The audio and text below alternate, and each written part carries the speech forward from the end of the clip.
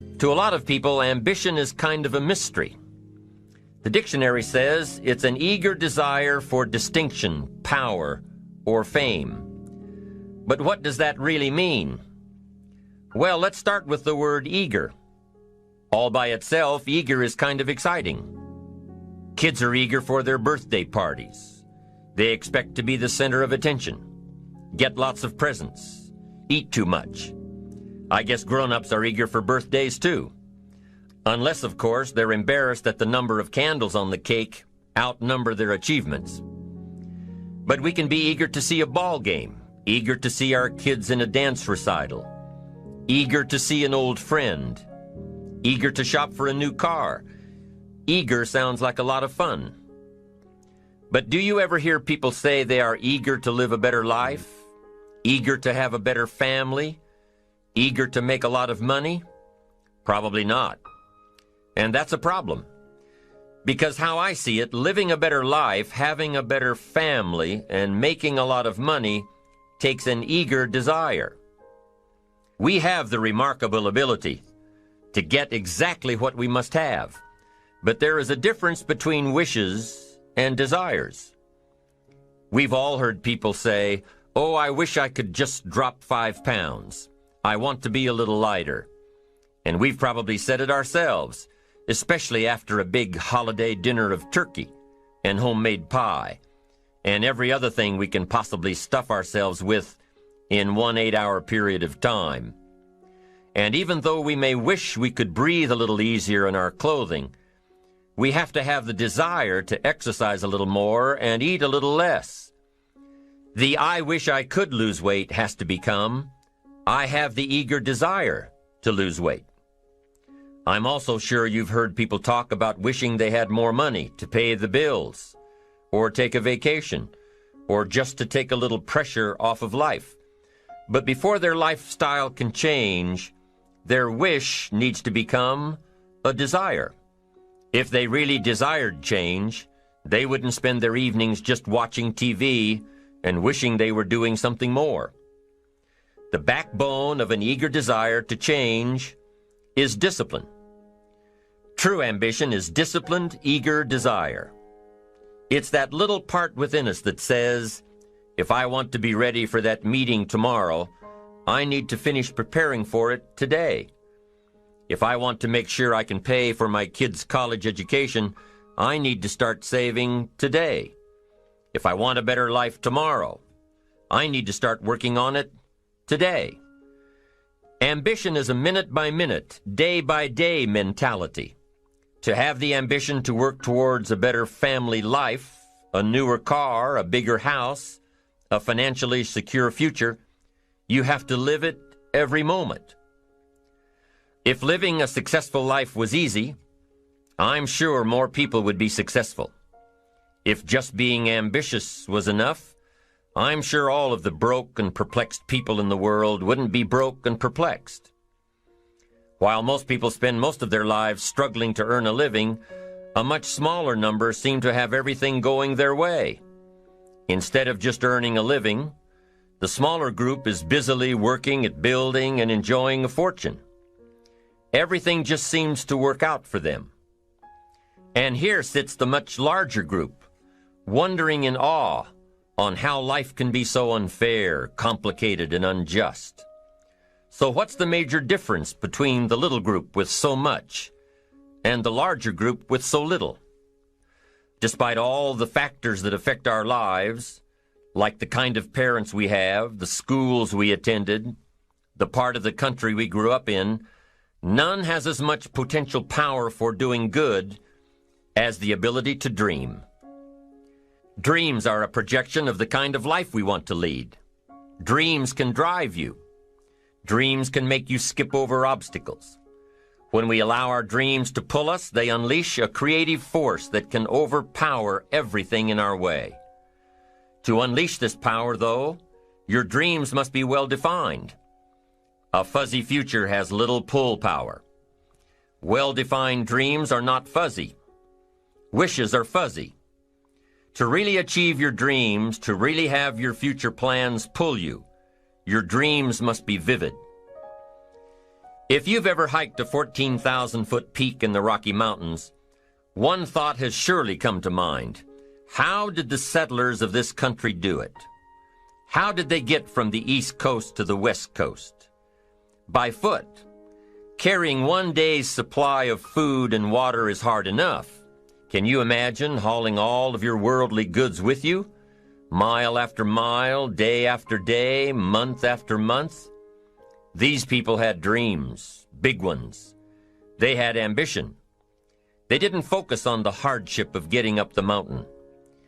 In their minds, they were already on the other side. Their bodies just hadn't gotten them there yet. Despite all of their pains and struggles, births and deaths along the way, those who made it to the other side had a single vision: to reach the land of continuous sunshine and extraordinary wealth. To start over where anything was possible, where everything was possible. Their dreams were stronger than the obstacles in their way. You've got to be a dreamer. You've got to see the future finished in advance. You've got to see California while you're climbing 14,000-foot peaks. You've got to see the finish line while you're running the race. You've got to hear the cheers when you're in the middle of a monster project. And you've got to be willing to put yourself through the paces of doing the uncomfortable until it becomes comfortable. Because that's how you realize your dreams. Our great country was founded with dreams. They've always been important.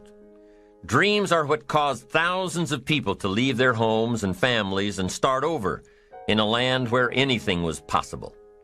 To this day, dreams continue to bring people to our land of opportunity, to a country where you can start with little and end up with a lot, to America. Don't you sometimes wonder why so many immigrants who come to America can build a new life and a fortune while many of the people who were born here are barely surviving? They have a dream, a defined goal, ambition. Aside from the pioneers that crossed the prairies and the mountains to reach their vision of hope and future promises, there are other amazing examples of how ambition has shaped America. Take Ben Franklin, for instance. When most people think of Ben Franklin, they remember the kite and the lightning bolt and the discovery of electricity. What a lot of people may not know is that Ben Franklin was one of the first writers to address self-making. When Franklin started Poor Richard's Almanac in 1732, he used the blank spaces between the crop data and the weather information to insert clever bits of moral and practical advice. I'm sure you've heard the saying, fish and company start to stink in 3 days. Well, that was one of hundreds of Ben Franklin's comments on life. Another was, diligence is the mother of good luck. You know, it's amazing how hard-working, smart-working people have all the luck. We sometimes hear of a brand-new musical group, an overnight success. They must have been in the right place at the right time, knew the right people, had a friend to help them out. But if you've ever watched an interview with some of these folks, you'll probably hear that their overnight success took several years. Diligence is the mother of good luck. Now, in addition to these witticisms, Ben Franklin gave us 3 principles of success and ambition that have withstood the test of time. Number 1, happiness doesn't come from big pieces of great success, but from small advantages hammered out day by day. What Mr. Franklin is saying here is that we must be happy with what we've got when we're in pursuit of what we want. Too often we say, oh, I'll be happy when I just get that promotion. I'll be happy when I just land that contract. I'll be happy when I just have more money. I'll be happy when I just. Just what? You won't be any happier when you reach your goals than you are right now. It just doesn't work that way. Abraham Lincoln said it best. He said, you'll be as happy as you make up your mind to be. Right now, whether you're on your way, whether you've already gotten there, you'll be as happy as you make up your mind to be now. Right now. Being happy on the way doesn't mean you can't aim for great things. After all, look at everything Franklin accomplished in his lifetime. It means that big achievements come one small advantage at a time. It means that you've got to enjoy the journey. It means that you must enjoy and take pride in your little accomplishments. It means enjoying who you are becoming in pursuit of your eager desire, every day, every single day. Ben Franklin's second principle said that life is plastic. Within each of us is the power to mold ourselves and mold our environment. It is up to each of us to begin this molding process with a final product in mind. And it is within our power to work it and form it every minute, every day, every month, every year. By using your mind and your abilities and your attitude to work a little each day on molding your life, you'll soon see how magnificent your power is to gain those small advantages each day, the little steps it takes to build up to success. Principle number 3, success is a pleasure. Success is a pleasure. If what you are doing today isn't satisfying, gratifying, guess what? You're really not successful. If you are not fulfilled with what you are doing today, you cannot possibly be successful. It doesn't matter how many worldly possessions you may have, how many cars, how many toys, how much money. If you're not happy with your life as it is, you cannot be successful. Now, I know that success is a relative term. It means different things to different people. To a school kid, success may mean a star on top of his latest test. To a homemaker, it probably means that she has a well-run household and a wonderful family. To an outside professional, it's most likely the thrill of closing a major contract, or the pride in accepting a performance bonus, or being named the top-producing salesperson. But the one thing you will hear from everyone who is successful is that they are happy with who they are and what they are doing. They are happy, content, satisfied. Success is a pleasure. What have you done today that makes this day successful? Think about it and write it down. If at the end of the day you can jot down the things that have made it a good day, you will soon see patterns forming. This really is a good habit to get into. When you can see a pattern of pleasure, you'll know you're on the road to success. So take note of Mr. Franklin's 3 principles of success and ambition. Number 1, big achievements come one small advantage at a time. One step at a time, one day at a time.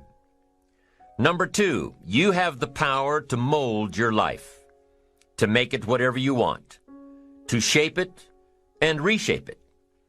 And number 3, success is measured through pleasure. This is the key one. Success is measured through pleasure. You've got to be happy along the way. You've got to learn to give yourself a pat on the back. Good job, you need to tell yourself. I'm proud of me today. You've got to be happy. You've got to learn to enjoy the process. These are really common sense ideas. They're practical. And William James agreed. He's another American great, one of the most notable philosophers and psychologists in our history. And he founded a philosophy called pragmatism.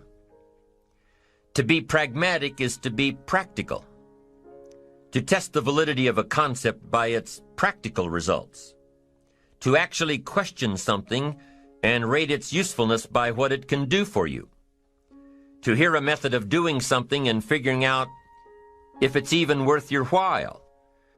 One of the issues Mr. James dealt with in his lifetime was, what does it mean to be a success, a significant person? After years of pondering this question, William James described success as a combination of 2 things. Number 1, an, an inner ideal which is followed persistently with courage. And number two, outer achievement related to that ideal. Let's go back to number one, an inner ideal which is followed persistently with courage.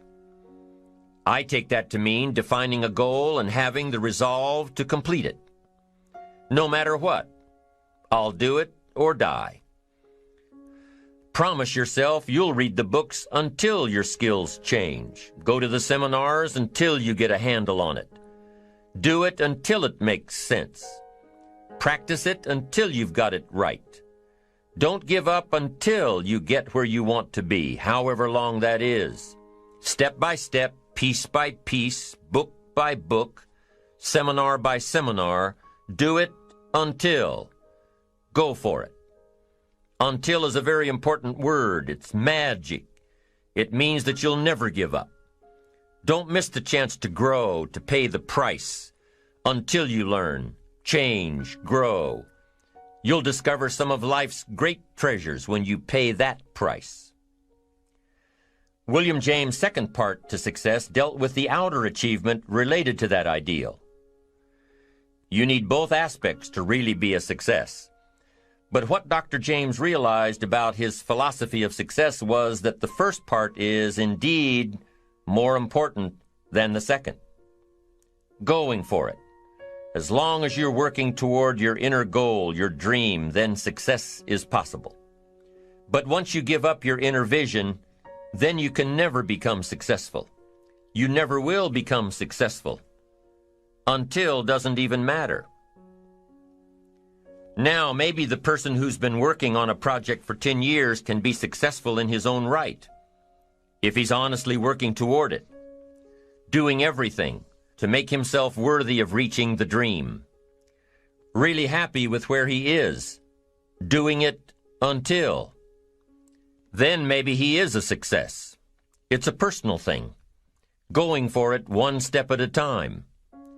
Going for small accomplishments along the way for however long it takes. So let's think about this for a moment. What outside evidence or results or proof can be seen when you accomplish your goals one step at a time?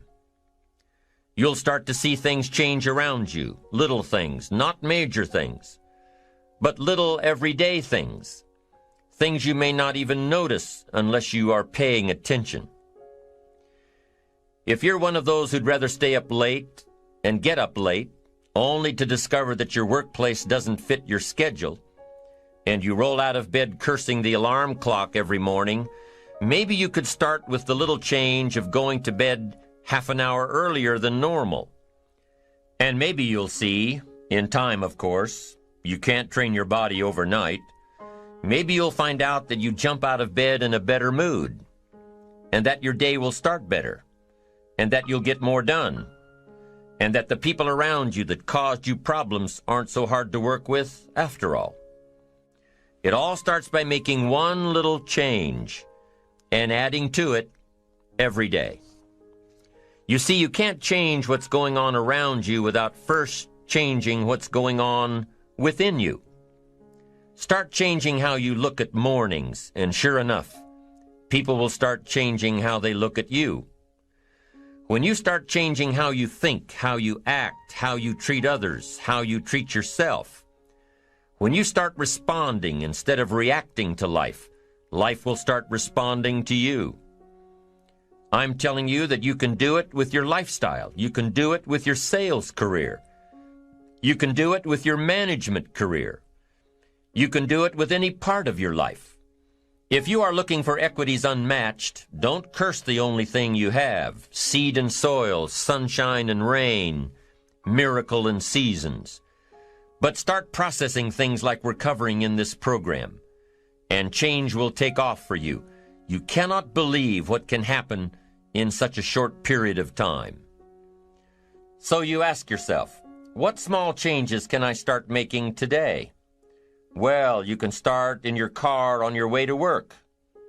If you're sitting on the highway, stop and go traffic, moving at about 15 miles per hour tops, look at the guy or the lady sitting next to you and give them a smile, or thumbs up, or even wave. Now, some people might think you're a little strange, but hey, you'll feel better. And tomorrow, when you get into the office, how about a big cheery hello to the people at the front desk and everyone you see on the way to your office? And when you get home tonight, how about giving your wife or husband and kids big hugs instead of collapsing on the sofa? When you start with the little things that make others happy, improve their day, you'll find that these little things add up to big ones. So what happens when you start taking charge of your own personal happiness, your own life? Do you think that these little things will somehow make a difference in meeting your goals? You bet they will. You can't do it alone. You can't be successful by yourself. It's hard to find a rich hermit, you know. The ambitious person realizes that each of us needs all of us. You all by yourself may have finalized the company's marketing plan, or finished up the sales projections, or even wrote the mission statement for the year to come. Even if you did this all by yourself, you really had the help of all of those around you who tolerated and supported your need to be undisturbed, or provided service to you during the project.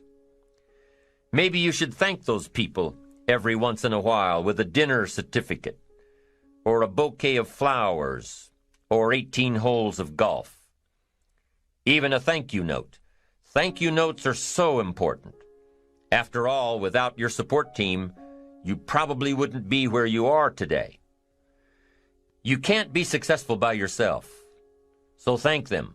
Thank those around you, and let them know just how important they are to you. Be it your office personnel or your family or your friends, a thank you sure goes a long way. So, is it important to do a little extra for these people as you are working your way toward your goals? I think so. I'm sure you do too. Once you've decided that you're going to set sail, go for it, and let loose on your new charted course, you don't have to worry about the winds that will most certainly blow around you, the obstacles, the negativity that will stand in your way.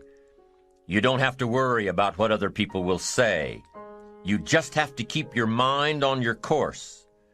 Those winds may blow fast and furious, but if you know your path, if you know where you are going, they will help push you toward the dreams and goals and treasures that you have already decided you're going after. Your goals will push you forward, ahead of the stormy weather. There are some amazing people around that we can learn from today, people who have already braved the storms and come out on top, people who are still alive today, people who started with nothing and ended up with something great, famous people, not so famous people, maybe even people you know, but don't know their stories, people who had an early vision and ambition, people who turned their focused dreams into the reality of success. One of my friends tells this story about her dad. She thinks he's cheap. She gives him a hard time every time they go to one of those all-you-can-eat places, because he eats all he can eat, until he can't move, until he needs to take something for indigestion. But she knows where he came from, his history, and understands just why he is the way he is. He eats all he can eat because he was raised in an orphanage, a place where you had to grab all you could or you'd be hungry. But the real story behind her father is that he made himself a millionaire with nothing more than a dream. He watched his own father drown when he was 4, was taken away from his mother a few years later and put into an orphanage because he was so bad. Raised by other people, strangers. After growing up in foster homes, he decided to go out on his own. He barely finished high school, but he found a job as a vacuum cleaner salesman. He did well, really well. But the woman he loved didn't want to marry a vacuum cleaner salesman, and he really didn't want to be one. So he went to college, went on to medical school, prospered, really prospered, led a tremendously successful life as a radiologist, and is now retired, goes fishing, rides his Harley. Stories of success are all around us, everywhere. Take the time to talk to these people or read their stories. You might learn something. You might find out that they have already traveled the path you are now on. You know, when most of us think of Jesse Jackson, we think of the political Jesse Jackson. But what most of us don't realize is that before Jesse Jackson went to the streets to gain votes, he went to the ghettos with a message for inner city youth. During his rallies, he would have the street kids repeat after him, "I am somebody." Jesse Jackson's message to these kids was that ambition is a moral imperative. To be a good person, you have to have ambition. You have to try to do something good with your life. You have to try to get out of where you are today or make where you are a better place tomorrow. You have to, or anything else is a waste.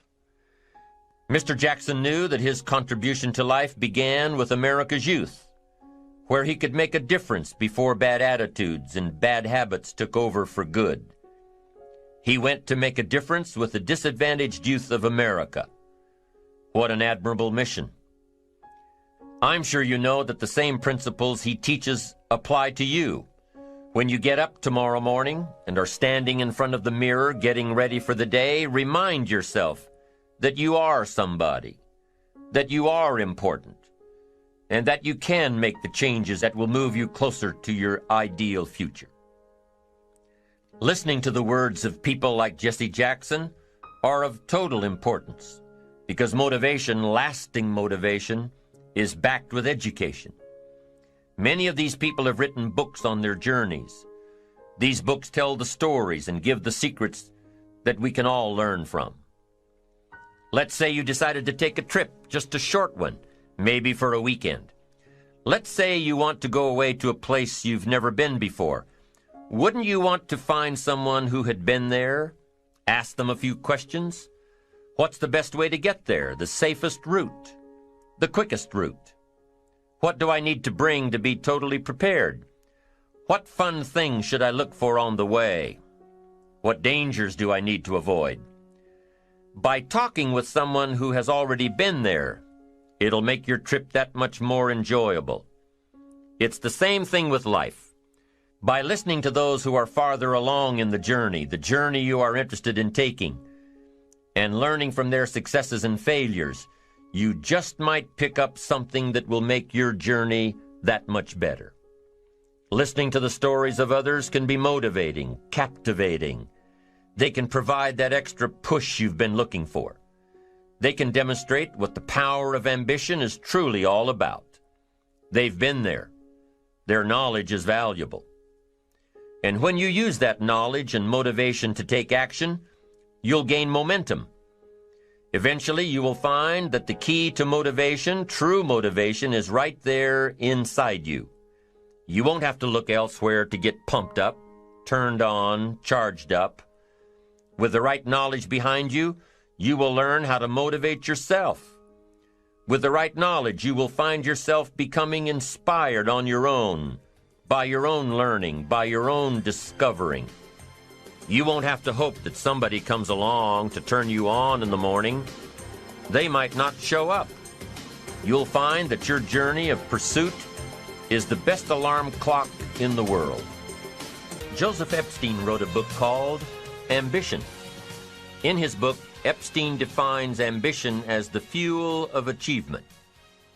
He says that everybody has a need for achievement, to do well, to get somewhere in life, to be better, to achieve. Achievement means moving forward. And in order to move forward, you must be motivated, inspired, ambitious. You must have dreams and goals that create ambition, good ambition, positive ambition. Now, ambition does not mean being greedy. It does not mean being selfish. It does not mean getting ahead at the expense of others. Ambition is not greed. Ambition is not avarice, an all-consuming desire for wealth. Ambition is not hoping you can win at the expense of others. Do you suppose Judas was ambitious? He ended up with 30 pieces of silver, a fortune in those days. Was Judas successful because he had all that money? No, Judas sold out. Was Judas happy when it was all over with? No. The money didn't make him happy. What he did to get the money certainly didn't make him happy. What Judas became in the pursuit of his fortune caused him to end his own life. What drove him was not ambition.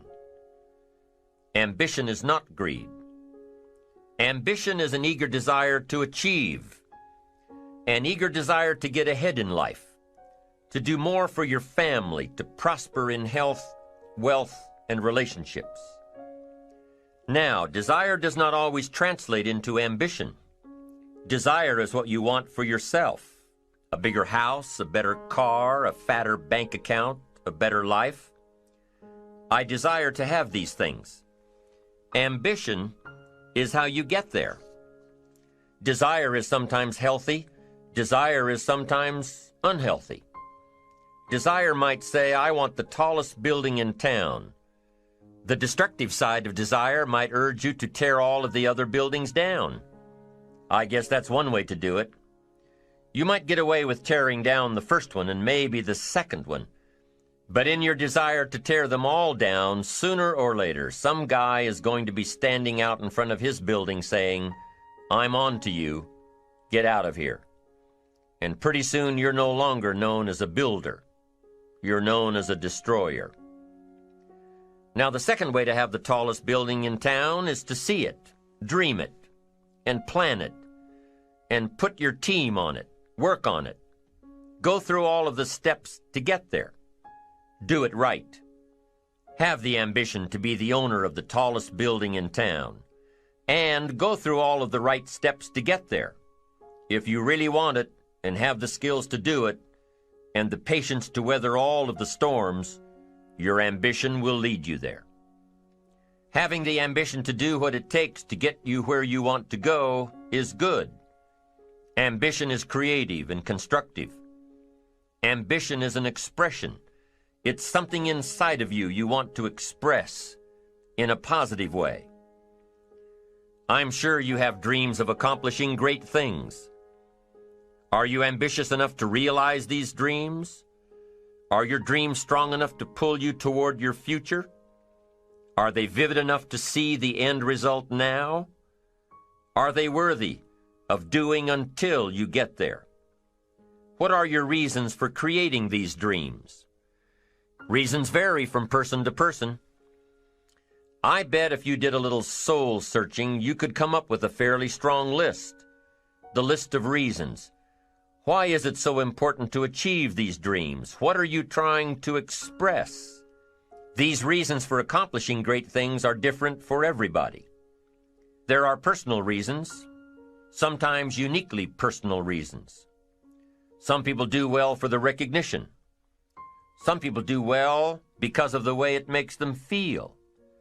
They love the feeling of being a winner, and that is one of the best reasons. Once in a while I hear someone say, if I had $1 million, I'd never work another day in my life.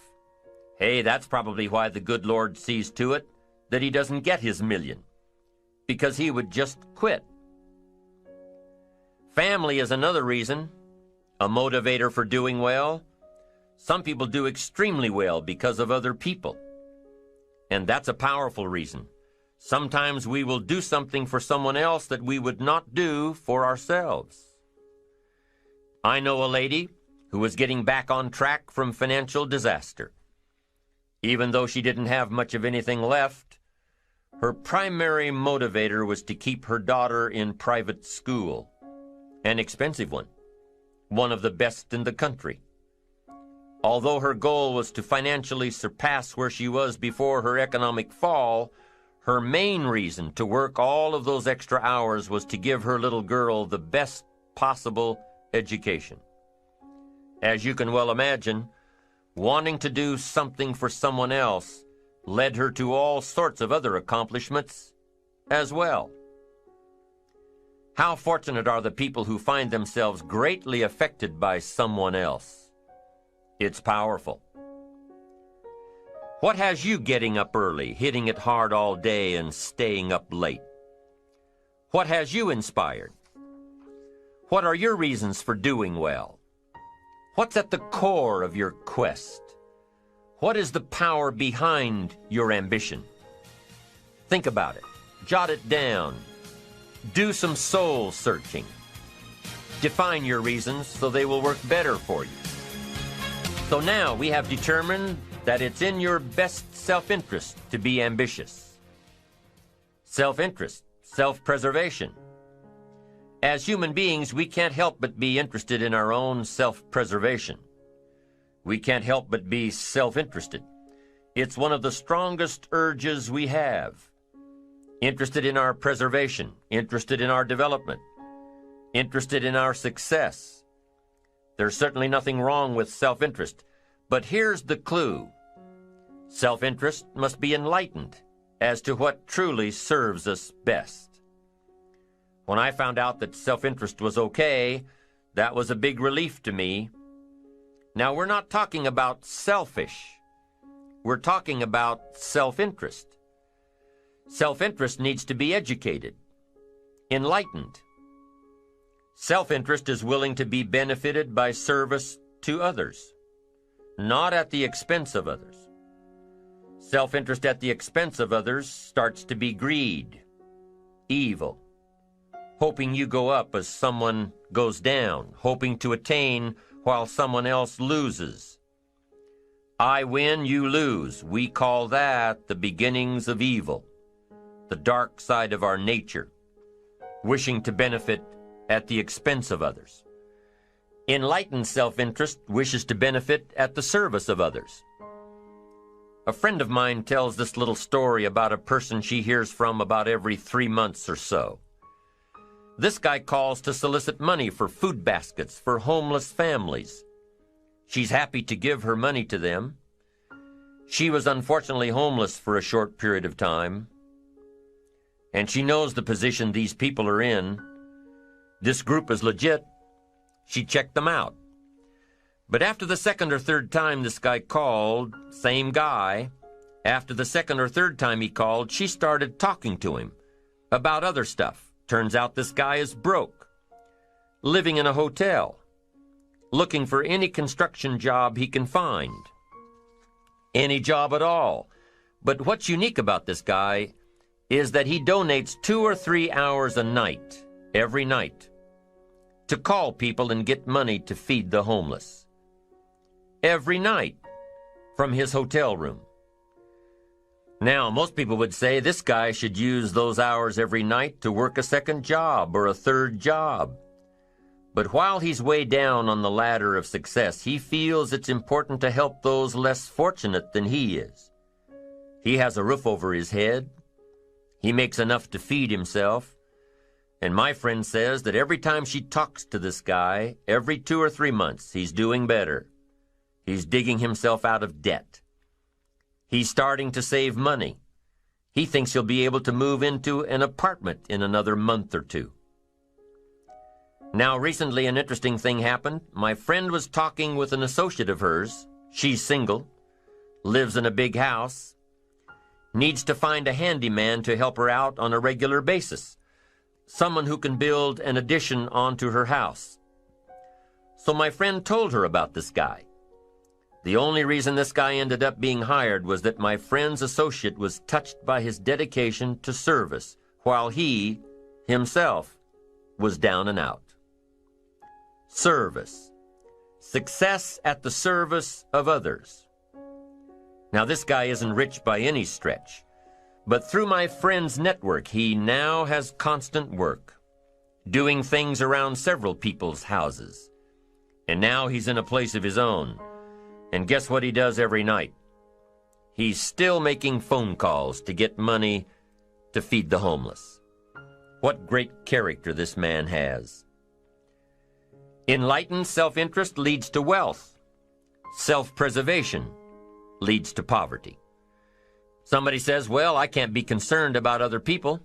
I have to pay attention to myself. Well, then you'll always have to. Somebody says I can't be concerned about other people's bills. I've got enough worries trying to pay my own. Well, then you'll have to worry about them for the rest of your life. The best way to get that monkey off your back is to turn your attention around. Once I understood some of this stuff, I'm telling you, it revolutionized my whole life. Now, self-interest is okay, yes, but here's what self-interest must be if you truly want to be happy. It must be enlightened. It says, don't keep your attention on yourself if you want your life to work out well. Turn your attention to others. In your own self-interest, be enlightened. Truly act in your own self-interest by making an investment in service to others. Next, if you wish to receive, now there's nothing wrong with wishing to receive. It's part of self-interest. But here's the enlightened part. If you wish to receive, you must give. Some people say, if you give, it's gone. No. Not if you're educated. If you're stupid, yes, it's gone. But if you're enlightened, chances are, if you give, you've invested. And what do we expect an investment to do? Return. Get back what you put out? No. We expect it to return multiplied. Bigger, greater, better. My father taught me way back, son, always do more than what you get paid for. Now, some individuals might argue with that. They'd say, no, you're going to mess up the whole program. I know they're wrong. In my own self-interest, I did what my father taught me, to always do more than I got paid for. Why? To make an investment in my future. Do more than you get paid for to make an investment in your future, and it's paid off for me. If you're wanting that big promotion, are you going to go up to your boss and say, just give it to me? I'll work harder if you just give me that promotion. No, it doesn't work that way. You've got to do more in your current position so that you get noticed, so you stand out from everybody else. So the boss says, hey, we've got this position opening up, and I think we should give it to Nancy. She does so much more than we expect. Just imagine what she'll do if we give her this promotion. You've got to do more than you're paid for. You've got to. It's an investment in your future. It's one thing to make a sale. I'm telling you, if you make a sale, you'll make a living. If you go beyond making the sale and serve people by keeping in touch, calling them before they call you, writing a thank you note, sales will lead to multiple sales. You can make a fortune if the customer is well taken care of. People who are well taken care of will open doors you can't get through by yourself. All of us have found ways to make a living. What got interesting for me early on was to figure out ways to make a fortune. You'd say, well, Mr. Rohn, how would I deserve to make a fortune? It's easy. Render fortunes of service. People will do things you cannot believe for people who give them good service. Here's one of the greatest gifts you can give anybody, the gift of attention. In return, they will do extraordinary things for your career, take you by the hand, and lead you to more people than you could meet by yourself. Always do more than you get paid for. Next, in enlightened self-interest, life responds to deserve, not need. Life responds to deserve, not need. Life was not designed to give us what we need. Life was designed to give us what we deserve. What we deserve. Once you understand that little life principle in your own self-interest, I'm telling you, it's life-changing. The ancient law does not go like this. If you need, you will reap. No, it doesn't work that way. A lot of people out there are hoping it works that way, but no, it doesn't. The ancient law goes like this. If you plant, you will reap. If you sow, you will reap. Somebody says, well, I really need to reap. Well, then you really need to plant in your own self-interest. Your own self-interest needs to be educated in how to plant. how to do it so everybody wins, because life doesn't respond to need. You can't go to the soil and say, I need a crop. The soil just smiles at you. And here's what the soil says: don't bring me your need, bring me some seed. Bring me some effort. Bring me some discipline. Bring me some interest. Bring me some service. Bring me these things, and I'll return to you multiplied by 2 times, 5 times, 10 times. You can't come with need. You've got to come with seed. You've got to come with willingness. You've got to come with skills. You've got to be willing to learn, willing to change, willing to grow, willing to put yourself out, willing to stand up to the bad weather, willing to pull out the weeds, willing to nurture. That's the only way you get a return. Once you understand these principles, self-interest now truly becomes an exciting challenge, making sure everybody wins. Enlightened self-interest makes sure that everybody wins. Now here's another one. If you want to find, you must search. And if you search, you will find. In order to find, you must search. You must go to church. You must go to the seminar. You must go to the library. You've got to go to the bookstore. You've got to go to the class. You've got to go to the training. You've got to go searching. Why? If you search, you will find. You'll find ideas. You'll find inspiration. You'll find hope. You'll find contacts. But you've got to be out there, on the search, on the look. Life reserves its treasures for those who deserve it, not those who need it. Enlightened self-interest, giving so that you will receive, searching so that you will find, making sure that everybody wins all the way around. Enlightened self-interest needs to be educated. Enlightened self-interest says, I will learn that life is not just the passing of time. I will learn that life is the collection of experiences, ups and downs, highs and lows, laughter and tears. You must decide to act. You must have the discipline to act. Now here's what's important about discipline. One discipline affects another discipline.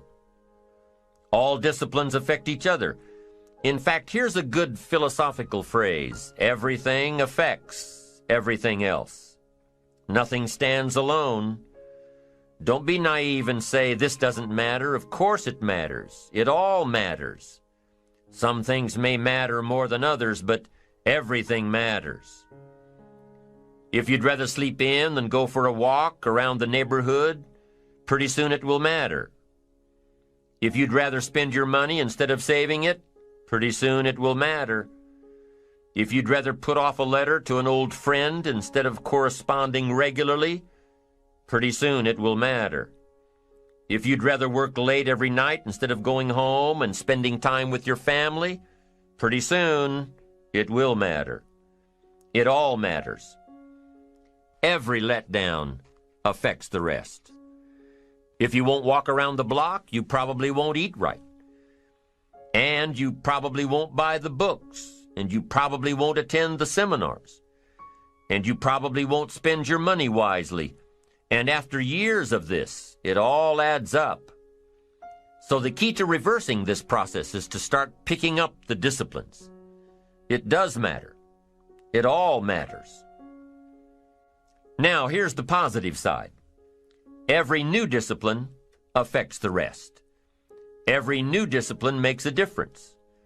That's why action is so important. The smallest action, the least action. The action that you won't think will matter. It all matters. Take it.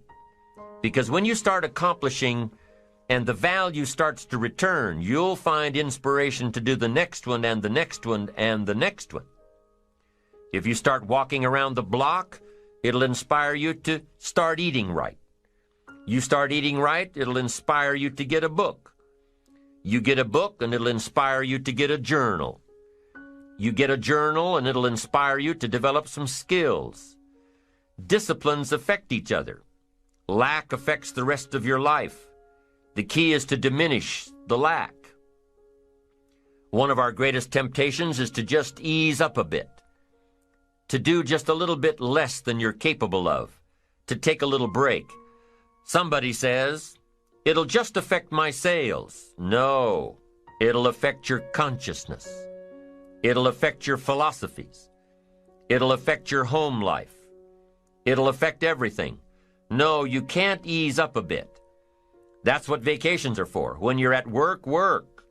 When you're on vacation, rest. Wherever you are, be there. If you think about vacation when you're at work, you'll surely think about work when you're on vacation. You'll just mess it all up. So be disciplined. Get involved. Do all that it takes to get the job done. Get your health back.